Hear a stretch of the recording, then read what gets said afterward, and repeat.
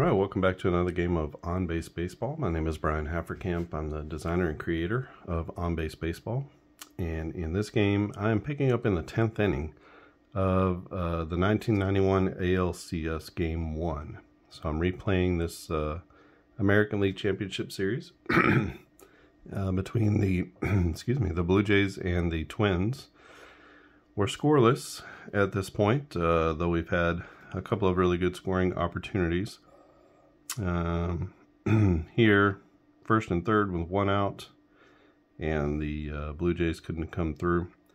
And here, a runner at third base with nobody out, and then they couldn't come through. Here, what was that? First and third, and one out, and then they grounded into a double play, or first and third with nobody out, I guess. And a strikeout and a double play gets Minnesota out of it. Here, a couple of scoring opportunities here late in the 7th inning. Second and third with two out, and grounded into a ground out. Second base here with nobody out, and that was not led to nothing. A couple strikeouts and a fly out. And here, runners at first and second with one out, and they couldn't get the job done. So some scoring opportunities from both teams. Tom Candiotti pitched really well. So did Jack Morris, giving up only 3 hits in 6 innings. Both bullpens have been pretty good up to this point. And right now we are in the top of this should be the 10th. Messed that up a little bit. Should be the top of the 10th. We got Pat Borders coming up, Greg Myers is the new catcher, so he's coming into the game here, and he'll be facing off against Terry Leach. So Terry Leach is the new pitcher for the Twins. This is being played with the 1991 season set. This is the Pocket Edition I'm playing. So you can see that is 91. I went ahead and posted that yesterday. I'll put the link down in the description if you want to go and purchase this Pocket Edition set. You get a nice little I guess it's called a hook box here. Holds all the cards, and you get all the different teams. We don't have any 30+ batters in this game, and also we don't have pitchers batting. But you get those cards, and then you get all the team cards with the pitchers on one side and the batters on the other side. And instructions, a little bit of an instruction kind of mini manual inside of the tuck box itself. So it's all self-contained in a very small package that literally will fit into your pocket. Sometimes I take it with me when I know I'm going to have a half hour, an hour to just sit somewhere and wait. And so I'll just take it with me. All right, let's get this game finished. It's scoreless as we head to the top of the 10th inning. This was played on October 8th, 1991. And I'm planning to just play out. I don't know if everything is going to be online. Obviously, part of this was not. So we'll just play that by ear and see how much of it turns out to be online. All right, so Terry Leach against Pat Borders. Borders 0 for 3 in this. I'm sorry, it's Greg Myers into the game. So both of Terry Leach is a 311, so he's on this first card. And Myers is a -3. So a 36 to a -3 is going to be a fly out to left field. And that's out number 1. Brings up Manuel Lee, -26 batting runs, but 14. That'll be a ground out with an error check to the shortstop. No error on the play. So good play made by Gagne to get his man. Oh, we got a 33. Oh, but that's going to be a fly out. So fly out to left field. And that'll be a 3-up, 3-down inning for Terry Leach. And we need to head to the bottom of the inning. Timlin can go 7, so he's in the game. He'll stay in the game. He's going to face off against Brian Harper, Shane Mack, and Mike Pagliarulo. He also 342 FIP, so we'll keep him with this card. So Shane Mack is 1 for 2 with a double. 23 is not going to move the needle there. 23 is a ground out with an error check. So grounder to short, possible error. The shortstop is a plus, so that's going to be a good catch and throw to first. And we have 1 out in the bottom of the 10th. 14.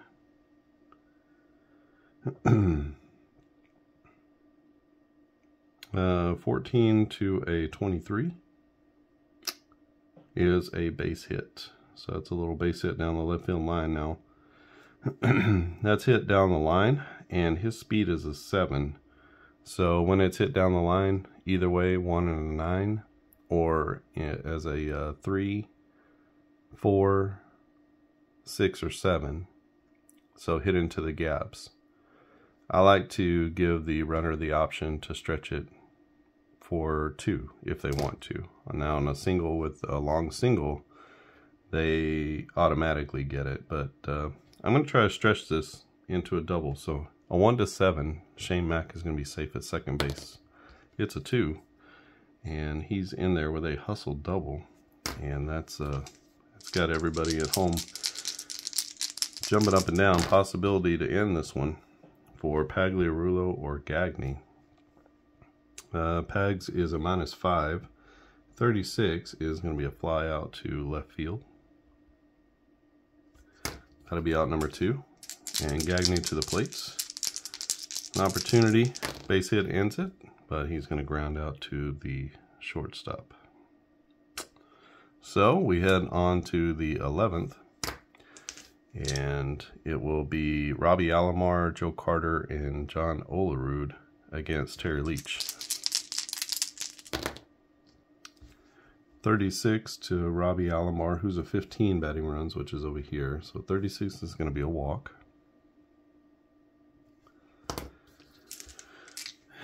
Alomar struck out 3 times. He's 0 for 4, but he's at first base. He's an 8 on his running, so I'm going to try to steal with him. 1 to 8, he'll be safe at second.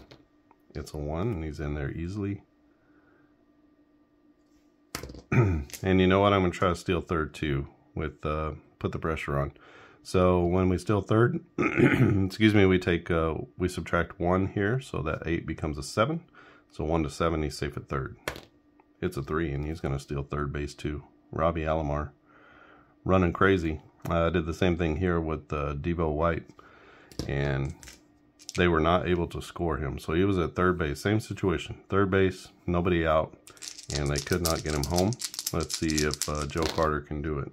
We got the infield in, so any ground ball is going to hold the runner, and there's no double plays or anything like that. There's no force out. So any ground ball is going to be a play to first, but they're looking him back. An error obviously is going to score a run. So Joe Carter, a 19, a 36 is going to be a walk. And that might not be the worst thing. Let's see. So right now, what's going to happen with the infield in is there's going to be a chance for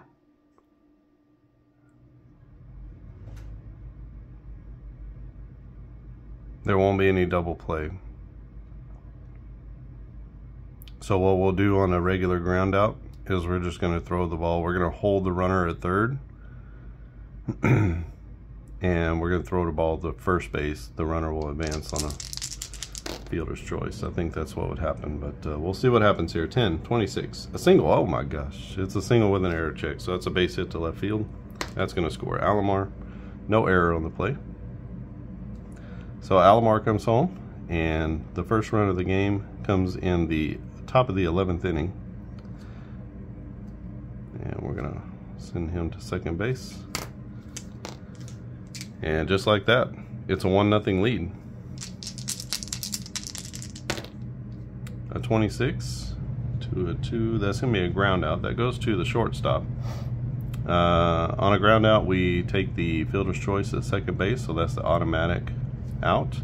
and then we roll against the batter's run rating to see if he beat out the throw to first. 1 to 5, he'll be safe, otherwise it's a double play. And that's going to be a double play, 6 to 4 to 3. So that's going to be 2 outs, but it is going to push the runner who was at second base.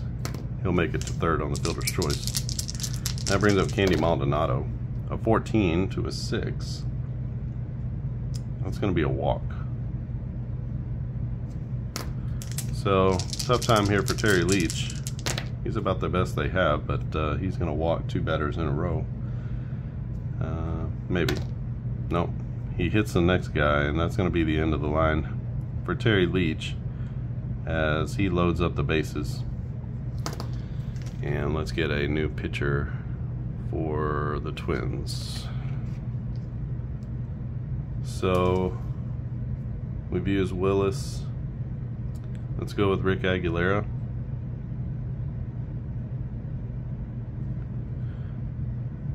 Righty, 4 and 3.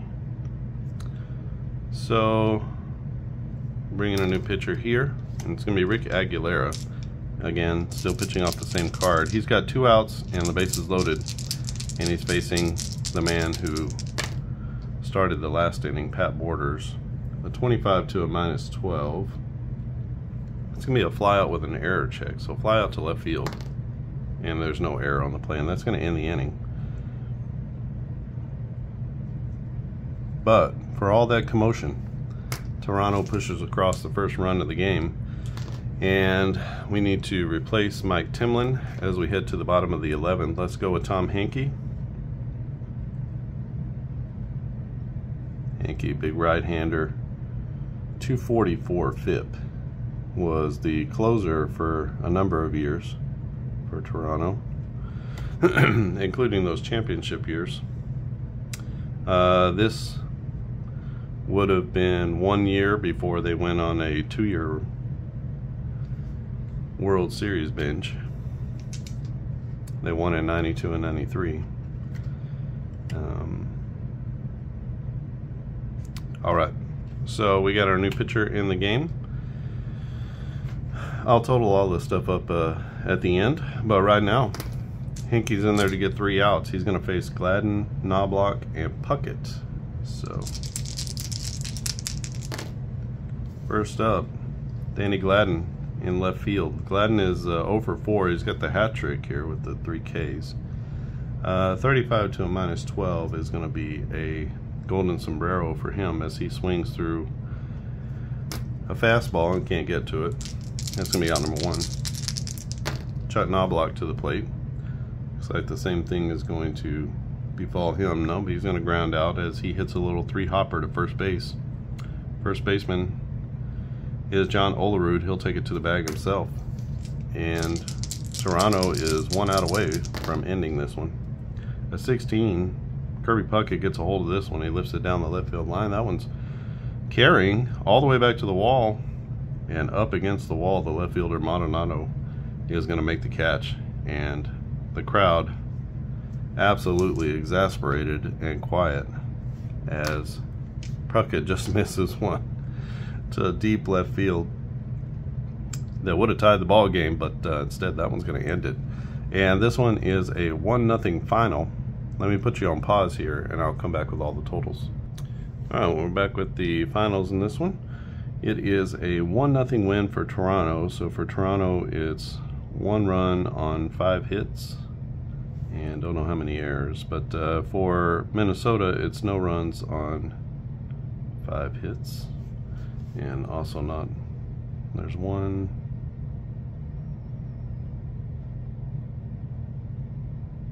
2. So that's 2 errors on the Twins.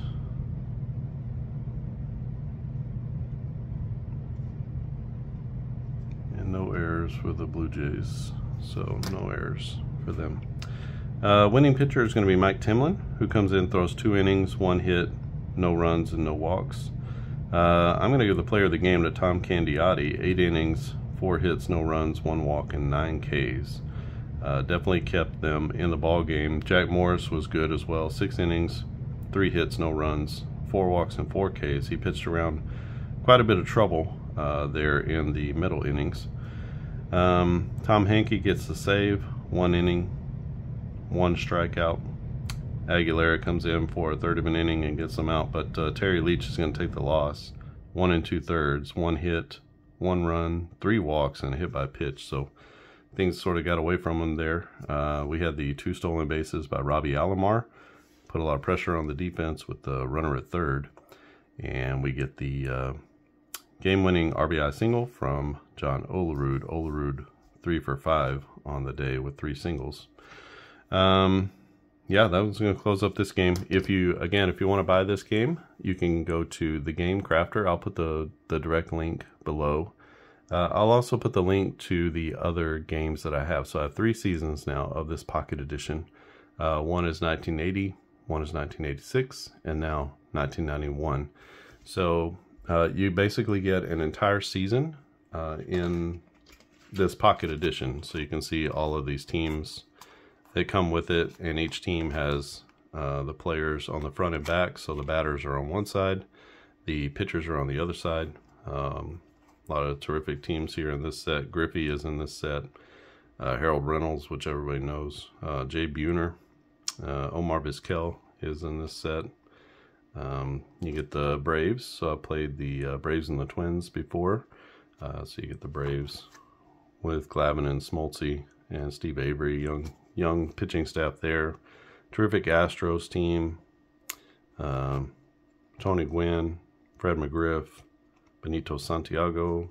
Lots of just great players. The 91 Mets were pretty good.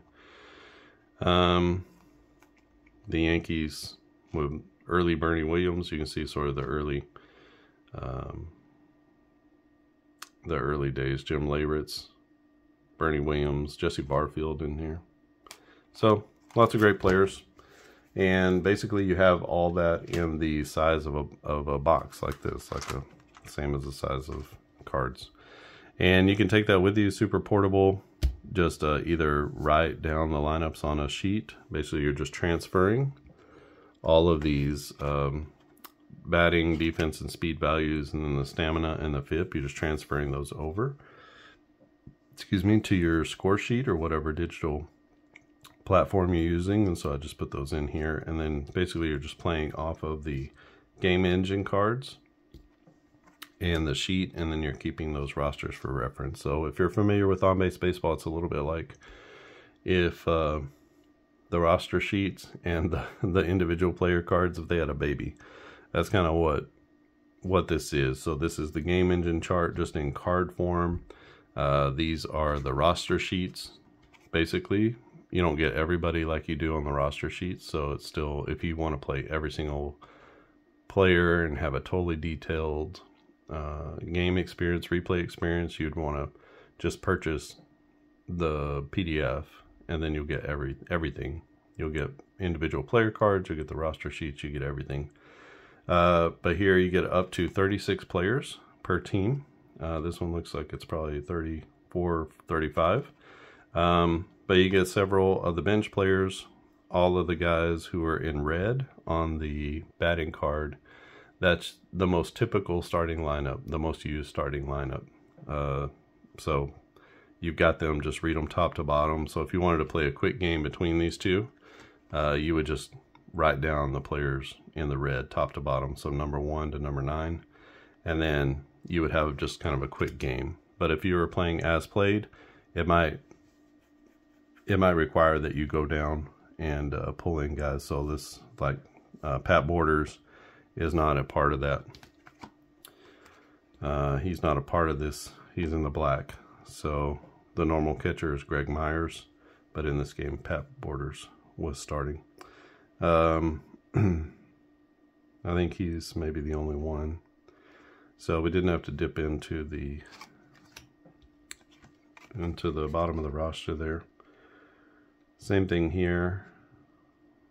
I think this was the lineup here. So we didn't have to use any of our bench players to fill out the starting lineup. So you'll find that is the case. They're the players, again, not the players who played the most at each position, but it's the most used starting lineup.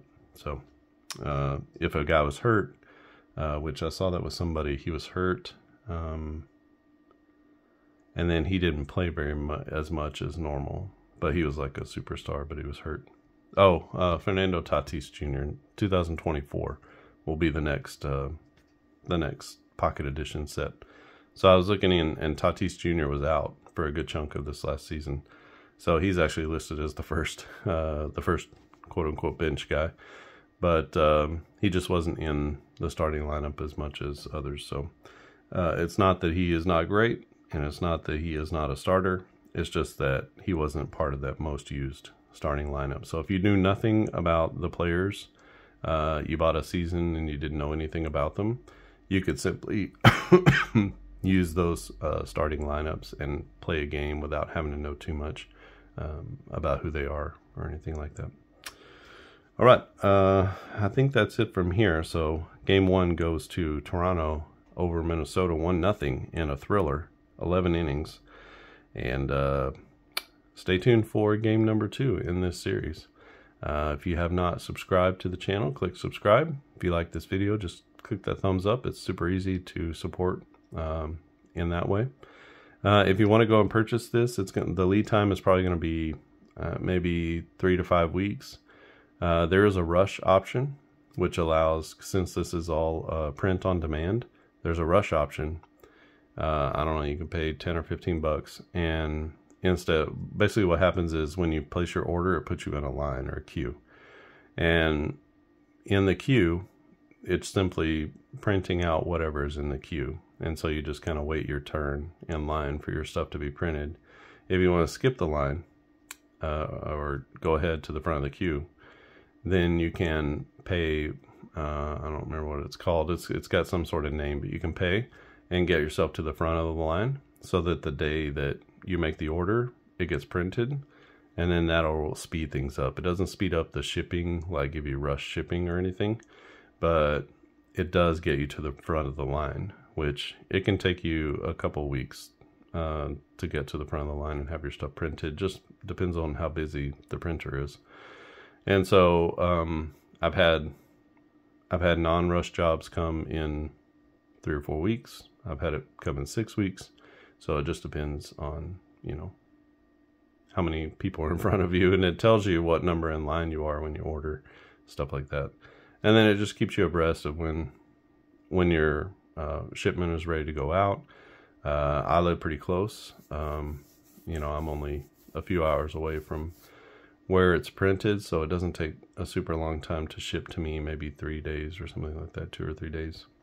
And so once it gets shipped, then it's whatever standard, but you can choose rush shipping or whatever you want to do.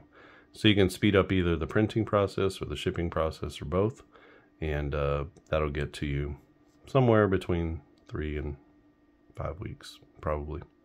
Don't know what it's like at Christmas. This is my first time using them through the Christmas season, so I can't guarantee that it's not going to be a lot during Christmas, just because everything takes a long time for Christmas. But once you get it, you got the set. These are really nice cards, like a deck of playing cards. They're on the same stock as a deck of playing cards.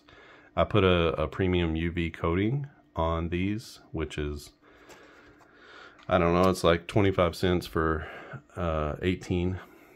So there are 30, I want to say there are 35 cards that come in this set, something like that, 36. And so it's got this premium coating on the cards, which is super helpful for preventing scratches and the long-term health of the cards. So they should last a long time, as long as you take care of them. And they're really well. They have rounded corners. They look really great. And they're big and easy to read, so there's nothing too terribly small on these. That was why I went with the tarot size rather than the poker size, which cuts off like right here. The tarot size allowed me to extend how many players I could put on there. And also I got 2 more players on the front and the back. And then, so 2 on the front, 2 on the back. And then also it allowed me to increase the size a little bit. So that was really helpful to go with that tarot size. So if you're like, whoa, these cards are a little bigger. Well, that's because I wanted to make sure that I could make the font as big as I could. And then you'll have a chance to download the score sheets, the game guide. You can also find those in the free section at clarkandaddisongaming.com. Anytime you want to print off more score sheets, you can go there and just download the file for free. I think on the website I have one zip file that has both types of score sheets. So we have inning by inning like this, or we have at bat by at bat. So it's like you just go down 1 at bat, 2 at bats, 3 at bats. You don't do the staggered sort of thing. And then it's got a little space on that one for game total. So if you wanted to total up each batter's their performance, you could put that on the score sheet as well. So there's a little bit of room for that. Yeah, I think it's a great game, a lot of fun, and I love the Pocket Edition because I can just take it with me wherever I'm going. So if you're doing a full season replay and you have both the Pocket Edition and the PDF edition, the PDF is delivered immediately. You can begin to play. If you have the Pocket Edition, it's a more portable version because it has all the players on these cards, and it's just in a really portable format rather than having to like bind up all the player cards and stuff like that and take it with you. You have everything together. The game engine chart, obviously it stacks, you know, on top of each other like this. So the actual game engine chart is just a sheet of paper. So it's however you want to play. I want to make this game as accessible to whoever and however you're playing as possible. And it's a great game to play anyway. And we've had guys sharing more of their homebrew rules that they're using. So some of those are really cool to enact as well. That, which reminds me, you can go to Facebook groups and join the Facebook group if you want. Just answer the questions and agree to the group rules. I'll let you in. When you're at Facebook groups, just search for Clark and Addison Gaming Company. And in the file section of that group, there are games that I don't release out to the public. Things like these homebrew rules. Somebody submitted them as a post, and I flipped them and turned them into a PDF that you could print and download. That maybe is a little bit easier to digest and consume and have with you than a Facebook post. So you can print those out and use them, or pick and choose. Maybe there are some of those that you'd like to incorporate and some that you just don't use or won't use. That's kind of how I look at them, as oh, that would be a nice little easy way to kind of make an addition to the game. So lots of stuff going on with on-base baseball. Precision baseball is a new game that's a much more detailed baseball game. I have 2023 and 2003. So you can pick those up at clarkandaddisongaming.com. I've freshened up the homepage just a little bit. I put links to the 1980 and 1986 Pocket Editions. I'll have to put a new link to the 91. But you'll be able to get to the Game Crafter site straight from there. So if you find yourself on the website, you'll be able to get and see the Pocket Editions as well. There's lots of different stuff as well. Up-tempo basketball is a basketball game that I have that's super fun. And play action football is a new football game. I have 4 seasons out for that, which are NFL seasons. And kind of a hybrid, quicker playing, full play game. Takes you about 2 hours to play a full game, but it's all play by play. There's just a few details maybe in different spots that are not as detailed as they could be, but you do get a full game in with a player finder. So you get your top players and top performers in different categories. So a really fun game. You can check those out. You can find any of those games that I've played here on the channel. In fact, I played play action and up tempo recently, and played precision baseball very recently. So you can find those in the recent uploads, or you can go to individual playlists where I've played each of those games. So if any of those sound interesting to you, just check it out here on the channel. Okay. I appreciate everybody's support. Thank you for everything that you've done to support me for the last 2 years, 2.5 years. And hopefully we can continue moving forward. I'm going to keep producing these seasons for On Base Pocket Edition.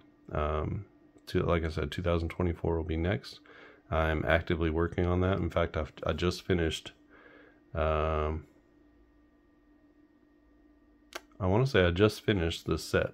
So now I just need to go through and prep everything and proof it and get it uploaded, and then I have to order a proof, just like I have this set here. So I have to order a proof, make sure that everything is good before I can publish it. Which again, when I order, I get the same thing you do. So I have to wait, sometimes 4, 5, 6 weeks to get that. So that's why there's a little bit of lag time for each of these season sets to come out, which is probably good. Gives you a chance to save the $20 so that you can you can go and purchase it. All right, I think that's it from here. Thanks for watching, and I'll see you again next time.